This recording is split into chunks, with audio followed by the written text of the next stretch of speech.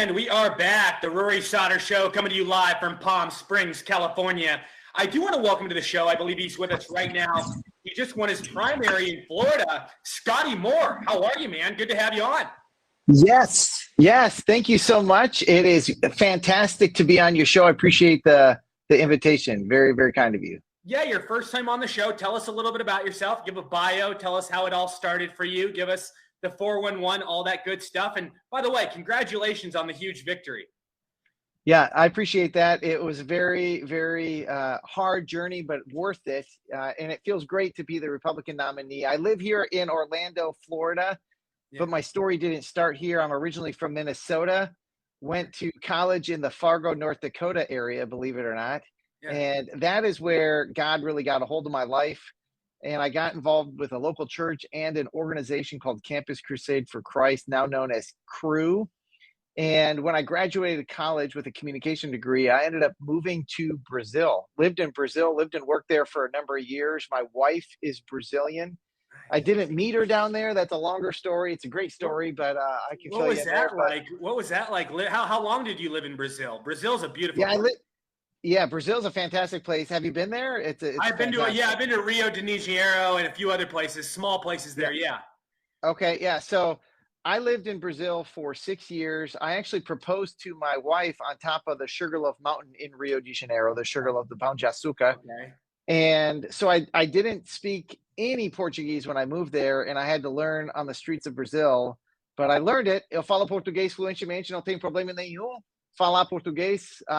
I love Brazil, and it's a special place. And of course, my wife, we still have family in Brazil. And so we've been married for 19 years, and we have two amazing. So here's a picture of my wife.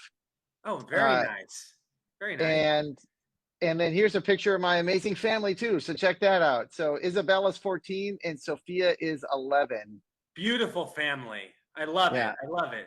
Thanks. So 19 years, we moved from Brazil to Orlando, Florida in 2007, and I've been here. And so we're in the Central Florida area. And, I was working for this nonprofit, teaching leadership development, helping coach people, teaching, training, equipping. I really believe that leadership, this is part of my journey into politics. I really believe that leadership matters and that we're experiencing a leadership crisis in our nation today. And I was pretty burdened with what's happening over, from the Obama era and watching who was going to be the nominee and then who became the president. Obviously, I was all in on President Trump. And then what happened over those 4 years, and just really burdened with what happened in 2020 and the direction our country was starting to head. And I figured, what's going to happen? So I felt like the Lord was clearly leading me to transition from the mission field with Campus Crusade for Christ and into a different mission field, helping save America. And so I brought it up to my wife. I said, hey, I really believe the Lord's asking us to step out in faith and run for U.S. Congress. And you know what she said to me? What? She said, no, he's not. Nah.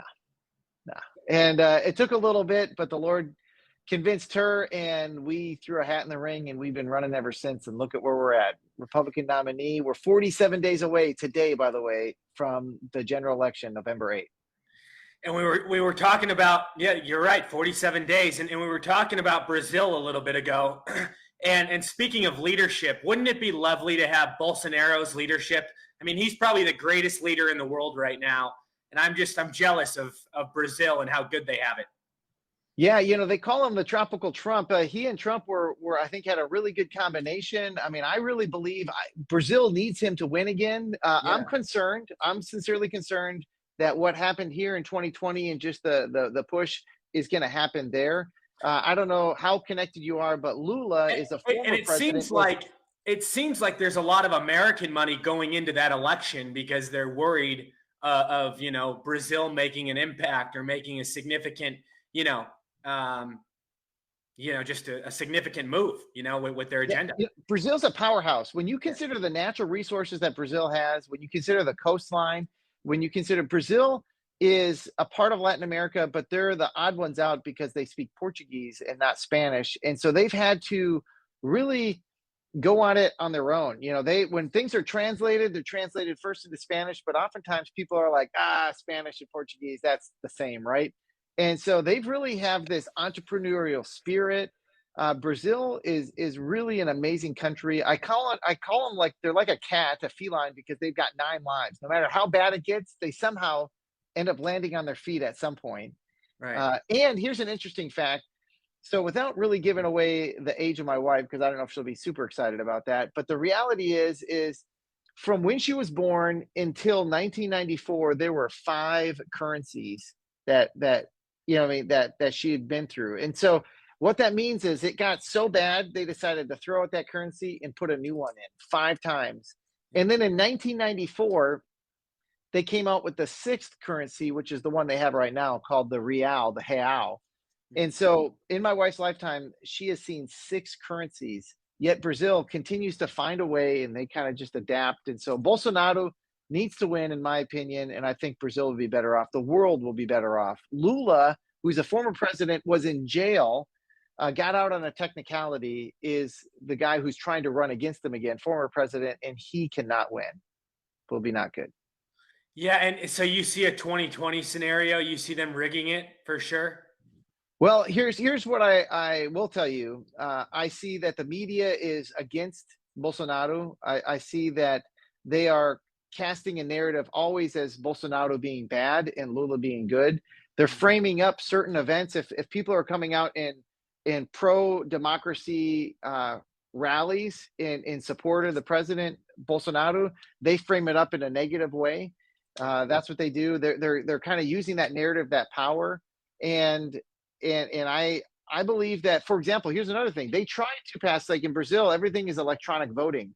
And so they tried to pass through a bill to be able to get a receipt to be able to prove some sort of paper trail to show how you voted. And so that there's some way to verify how it went down. And that was not able to get passed through. And so everything is electronic there. In my opinion, it's very dangerous to get hacked and pushed a certain way. So we'll see. I mean, I hope not, but I just I'm saying the way the world has been going and stuff, like people got to keep an eye on Brazil. Oh, absolutely. And notice how the Biden administration wants nothing to do with Bolsonaro. I mean, they don't want to work with them. They don't want to do any deals with them. But in reality, if they did, they could get a lot done. It could be very constructive. It could be very positive. It could benefit both parties strongly. 100%. If you look at Brazil, they have a ton of agriculture. They're competing with us. We need to work together with them, not in competition with them. But as far as like soybeans, agriculture, coffee, the natural resources, like I said, and we can do that. And by the way, I'm running for U.S. Congress and working together with other countries. There aren't that many people who speak Portuguese, and not only that, but have lived there and have family there. And so I think I would be in a very unique position to be able to connect, engage. And I text with President Bolsonaro's son, Eduardo Bolsonaro, who's also in the Congress there. And so I would love to work together with them from, congressman to congressman, and really helping our countries figure out a way to work together. And it's too bad that partisanship has come in between this. And that I see that as the main issue, right? Don't you agree? Listen, I couldn't agree more. The ultra right obviously has some views, and rightly so. I mean, we've got some really, the radical left clearly has an agenda and a view. But what we need to do is find a way that we can work together and move forward for the better. Listen, for the better of our countries and for the better of our world. Absolutely, absolutely. And now let's get to your big victory in Florida. For people that don't know, tell us the areas that your district covers. Yeah, so people are pretty familiar with Orlando, Florida. When you fly into Orlando, you're flying into my district. I'm in District 9. Okay. There's an incumbent Democrat right now. His name is Darren Soto, and he votes 100% of the time with Nancy Pelosi.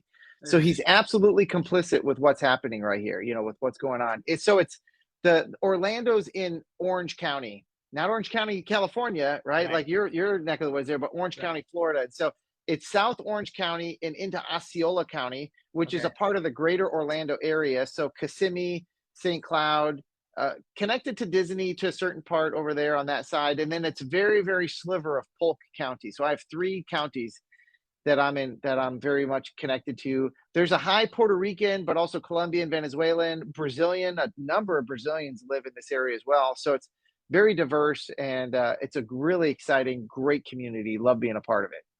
How would you classify it, in regards to the demographic, voting? Purple?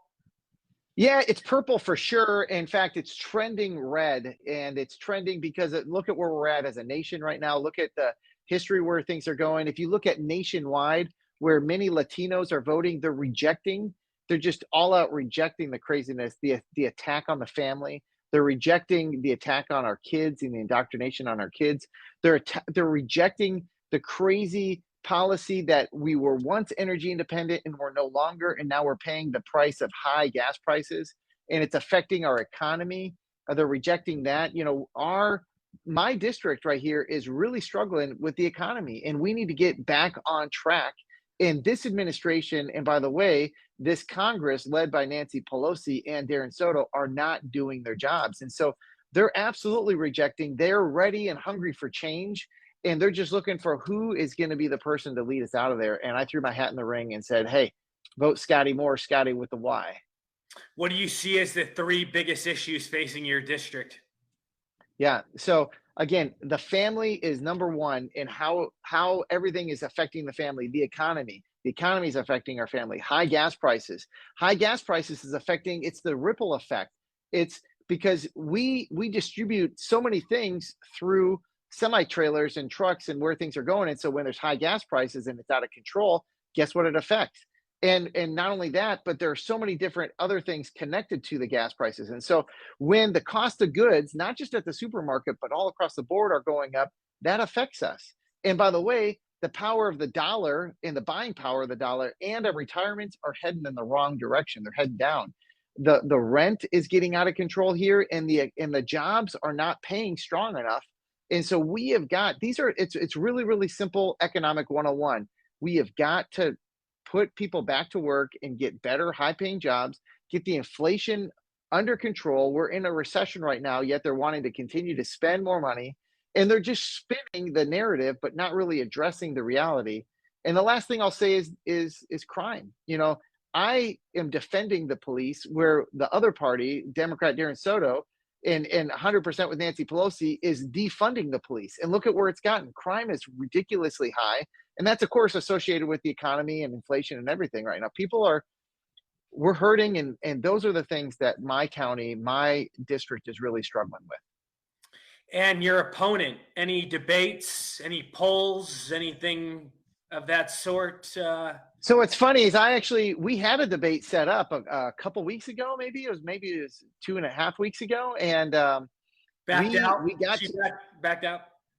Yeah, no, he didn't back out. We were there ready to go, and the woke corporate media that I went in there, they wouldn't let me to stay in their building because I'm unvaccinated, and so they kicked me out and they postponed, and they wanted to have a virtual debate. And I said, listen, I'm not a virtual candidate. I'm not going to be a virtual congressman. We're here. It's 2022.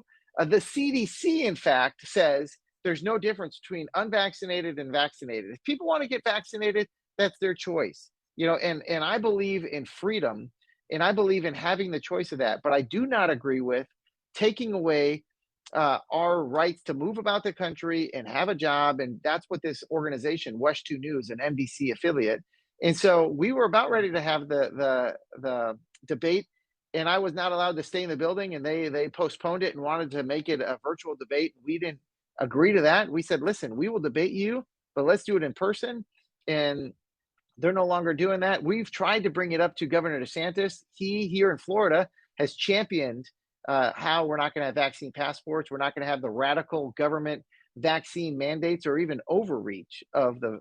And so we're elevating it. We're trying to get it investigated. We put out in partnership with the Florida Republican Party here and elevating that, saying, listen, this is ridiculous, and this is discriminating against me simply because I chose not to get a vaccine. That, by the way, is not working like they say they are. So there's just a bunch of lies and hypocrisy connected to that. And a federal judge ruled it unconstitutional this week. So big victory for us. So, he basically, pushed back on the Biden administration trying to, force these mandates. So we're heading in the right direction in that department. Yeah, and we just need to keep having leaders continue to push down there. And this is what I keep reminding people, especially in my district, but really even in California, all across the nation, maybe even all across the world as they're listening to this program, is that Yeah. there really is a tale of two different Americas, two versions of Americas right now that is on the ballot this November 8th. And people need to really understand that if you consider what happened with Venezuela 20 years ago and where they were rich and thriving, and look at Oh, where they're yeah. at today. Yeah. And really consider the fact that we're not just starting, but we've already started to head down that path, and we need to change directions. We Mhm. cannot keep doing that. Or else in less than 20 years, we could very well head into that same direction. And so people need to wake up and understand that everything is on the line, and we have got to flip this seat that I'm in from blue to red. We got to take back the House. I look forward to firing Nancy Pelosi so that we can begin the process to help save America, Rory. No, absolutely. And you brought up a great point about Venezuela. It used to be a rich, beautiful nation. And what was the reason for that? Because of capitalism. And then once they turned to Exactly. socialism, it completely was destroyed. The same sort of ideology that many Americans want to put in place. Very sad. Yeah, I talk about how we're in a critical moment in our nation's history, and that's just an example of where we're at. But if you consider, and how I mentioned earlier, how we're in a leadership crisis, if you consider if Governor DeSantis perhaps hadn't won 4 years ago, because it was a really, really close margin, 30,000 votes. If Andrew Gillum had won, he would have taken the same direction that Governor Newsom, your governor right there, or I should say, the governor of the state that you're in. Maybe he's not your governor, right? But the governor of California, and we would have been locked down, and it would have been the exact opposite of what we're happening right now. Right now, with Governor DeSantis's leadership, we have a $22 billion surplus. The schools have been open and free, even though there's been battles.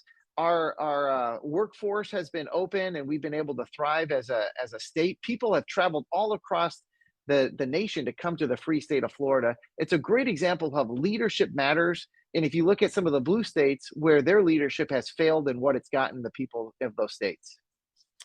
Yeah, and you see this rivalry between DeSantis and Newsom. What do you make of it? Well, it's all projection. I mean, Newsom's trying to position himself to be a nominee. Hopefully, I think he thinks for president. But his rhetoric is just tone deaf at best. It's really ignorant. He doesn't quite understand. I think he's talking to maybe radical hard Democrats, but even moderate Democrats are looking like, listen, you've hurt our businesses. You're forcing us to do things that we don't want to do in order to keep a job. You're destroying the family, and so I really think it's tone deaf. It's a clear winner. There's a clear winner. Governor Ron DeSantis is America's governor. I'll tell you, the best governor in the nation, Ron DeSantis. I mean, he will be a phenomenal president. Yeah, I personally think he'll finish, his two terms in as governor, and then I think he'll yeah, run in 2028. I think Trump I will. agree. I think Trump will win in 2024, and then he'll pass the torch and to DeSantis in 2028, and he'll carry on Trump's legacy. But I'll tell you what, I think Newsom and DeSantis, I think that will be a matchup for sure. Yeah, and Newsom's going to be raising money and get that California money going and stuff like that. I think that's what he's aiming for. But nationwide, I believe that there's no contest. I mean, Ron DeSantis is America's governor. People have Yeah. seen his leadership, and they Yeah. want to be a part of that. And that's the type of America that people want. Here's the thing that we need to wake up to is that our kids and even grandkids and even future great grandkids, their future's on the line right now. And so the decisions we're making today is less about what's going to happen in the next few years, even though that's important. It's really about what kind of future are our kids and grandkids and great grandkids going to inherit. And we're really at risk. And this is not just, uh, just a talking point. This is a reality, I believe. We're really at risk of passing on an America that is not as great. It's worse off than we inherited and got from our parents. And so Right. we must change directions and wake up. This is a critical moment right now in our nation's history. And if we really look at the formula and the curriculum of Ron DeSantis, it's how every political figure should portray themselves. I mean, you talk about a guy that's probably getting more bipartisan support than I think any politician at this moment. I mean, because Right. because he's doing common sense policies. and Yeah. he's going he's going off of legislation based off the principle of it. He's not playing partisan. He's doing what's right, and then that's what most people want to see. Yeah, you're absolutely right. Listen, as adults, people have the decision to make and choose where they're going to go as long as it doesn't hurt other people. But Right. can't we all agree that we're going to protect our kids? Yeah. Can't we all agree that we're going to protect life? And really, I mean, it's not that radical. It's not, and can't we all agree that regardless of the party you're in, if you're a blue or if you're red or if you're independent, that people want to have the opportunity to run a business and to pay lower taxes and have more freedom and money for their family to invest and choose and to do that. I think, like you said, it's common sense things. And look at what it's got in the state of Florida. $22 Yeah. billion surplus. It's probably the top rated destination for tourism, for coming and visiting. That's not a coincidence. That's because there's been solid leadership, and look at what it's gotten us. And I think Trump is the greatest president of all time. Obviously, I've said that over and over. But I will say this: I think DeSantis. I think how he's more polished. Yeah. I think it's more appealing to voters that are more in the middle, and I think that comes into play with the whole bipartisan thing. I think when he runs for presidency, I think he might get a little more support on the other side or in the middle than Trump would. Wouldn't you say that's fair? Just because of the tone, and so many people in today's society are focused on words. Would you fair? Yeah, yeah, I absolutely agree. I mean, I absolutely agree that Governor Ron DeSantis is maybe softer on the ears, right? Right. To some of I mean, the he's to funny. He's funny, but he's not. He's not the New Yorker that's going to go out there and just be as unfiltered as possible. I mean, I love Trump. I love when he speaks, but DeSantis is a little more laid back. Yeah, I couldn't agree more, and I think so, and I agree with you that his time will probably be in 2028. Let's give some time for his kids to grow up a little bit more, to he can finish strong in Florida, for Casey to continue to regain her health and get stronger. She's a great first lady here in Florida as well, and so Ron DeSantis has led very, very strong, very, very well, and he's going to be great for the country. I think with President Trump, he's really tapped into, I think, some of the frustration that people are feeling with our nation and what's happening. And he's stood in the way of just this wicked, crazy agenda. And that's something that I think Americans need to remember is that no matter what happens, they're still pushing an agenda and they're still trying to frame it up. And so whoever is going to be in office, whether it's Governor Ron DeSantis or any of the others who tried to get in and didn't make that nominee, I think President Trump was the right man for the right job, pushing forward on that. No matter what, they're always looking for the Russia hoax, Russia, Russia, Russia. They're pushing forward, because look at what they're doing. They're not going after Hillary Clinton with the 30,000 emails on the server. They're not going after Hunter Biden. In fact, they're burying those stories. And so, we got to remember that there's a narrative that's either being pushed or suppressed. And it's clear to most Americans, and they're seeing that happen. And Scotty, no, absolutely. And coming up, do you feel really good about November? I mean, do you have a lot of optimism? Personally, in our district, I feel very, very strong. I feel very strong nationwide too. We just have to make sure that people show up and get the vote out. It's not enough to talk about it. It's not enough to want to see change. You got to get out the vote. You got to get your friends and people out there. But I got to tell you, I've been everywhere. If you look at my social media, again, my website, ScottyMoreForCongress.com, Scotty with a Y. My social media is Scotty More for Congress. You'll see videos everywhere. I mean, I'm not faking this. You'll see it. I am all over the place. I'm talking to people, and the pulse on the ground is people are hungry for change. They want people to be talking about the things that they care about, which is the economy, protecting our family, protecting our kids from indoctrination and the radical agenda being pushed down there, the anti-American agenda being pushed down there, protecting parents to be able to have a say of what's going on. They're trying to put pornography in our schools, and they're trying to just classify, again, this narrative. It's no big deal, or you're burning books. No. And Governor DeSantis led the charge in pushing forward in some of this legislation to stop this. And so that's what my district wants. Darren Soto, voting 100% of the time with Nancy Pelosi, has not done that. He's absolutely complicit for the mess we're in. I call him no-show Soto because he's not showing up to the communities. He's not delivering the change they need. And so people are hungry for the change. And the other thing is having lived in Brazil, Me speaking Portuguese is one thing. Eu falo português, eu não tenho problema nenhum em falar português, pero eu também hablo espanhol. Eu hablo portanhol que é parecido com espanhol, que é português e espanhol. É parecido com Spanglish, Spanish and English, pero es português e espanhol. And so people are surprised to see the white guy with the red beard break out in Portuguese and Spanish. And so that's what's motivating. They're like, okay, can you connect with my community? Are you speaking what I want to see change? And can I trust in you? And I believe we're going to see a red wave come over. We just got to get people out to vote. No, absolutely.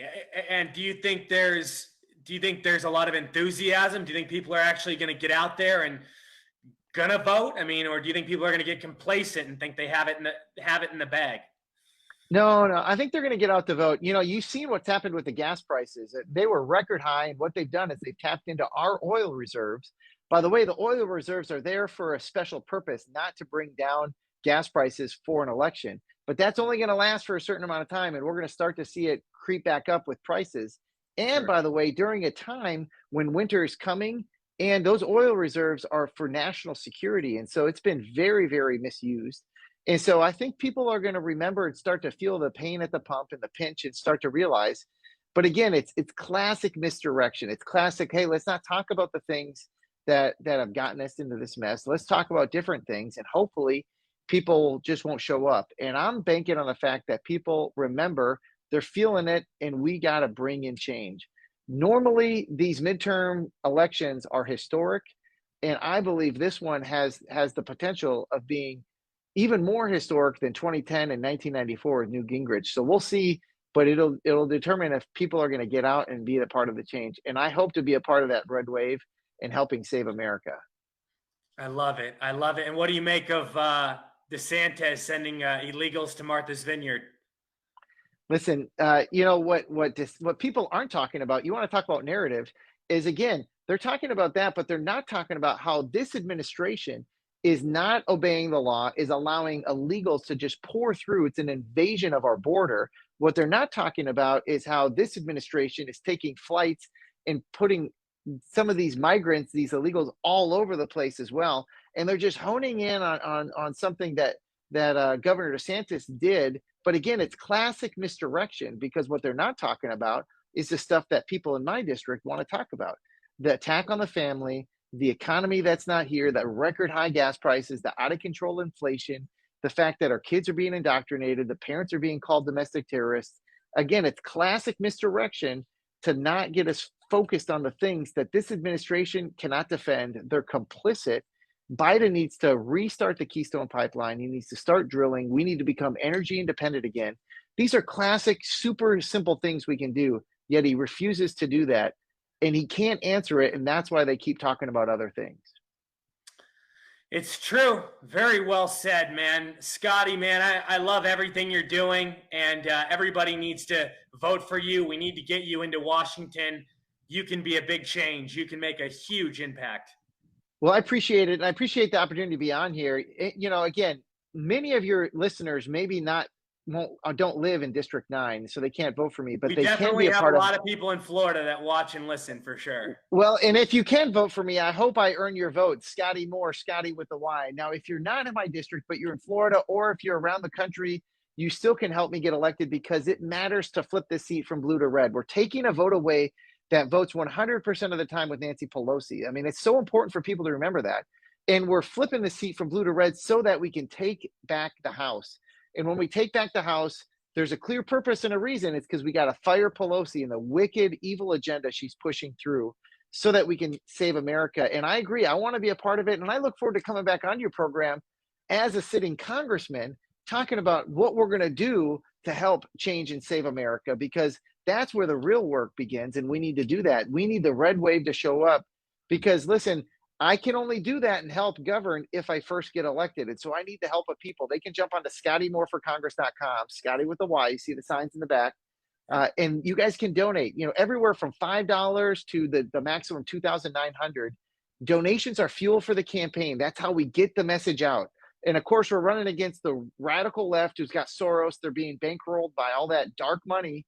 But I don't believe we need to match it, because our message is true and it's what people need to hear. We just need to get it out to them. The way I liken it is as imagine you have your favorite car, Ferrari, whatever it is, in the garage. If you don't have any fuel in that gas tank, it doesn't leave the garage. So we Right. need fuel for the campaign, and that's what your donations do. So help us win. That's a big way that you guys can help. Absolutely. Very well said. And what's the first thing you're going to do when getting elected on day one? What's the first thing? What's your first priority? Day one, first vote on the floor of the House of Representatives. It's going to be marked. It's going to be historic. It's fire Nancy Pelosi. Put America first leadership in. By the way, everything that I'm going to be doing pushing forward is going to be centered around America first. And I say that having a Brazilian wife who legally became a US citizen 16 years ago, but it means that being an America first candidate and an America first congressman means that we're going to protect and put Americans first. We need a good leader takes care of his or her people and not just others first. But that's a simple principle across if you're a business owner, you can't give away all your money to help others, because then you cease to become a business owner. Like, you need to steward it well. You need to take care of your people, and then you can for sure be philanthropic and generous. But that's what all of my policies are going to be: absolutely defending the Constitution and putting America first. I love it. I love it. I love it. And I'm wishing you the best. I'm praying for you. And Amen. man, if I lived there, you would have my vote, man. You are a true warrior. And again, tell everybody where they can connect with you. Yes, thank you. Thank you for allowing me to be on your program. ScottyMoreForCongress.com. That's Scotty with a Y. You can check it out right here. Scotty Moore for Congress, Scotty with a Y. We are here. We need change. It's about time. Let's do it together, my friends. I need your help. Let's be a part of the red wave. Let's not just complain about it. And listen, let's not allow what happened to Venezuela happen here. So what are we going to do about it? Amen. Amen. God bless you, Scotty. We'll talk to you soon. We'll be right back, everybody, coming to you live from Palm Springs, California. This is the Rory Sauter Show. It is a beautiful day.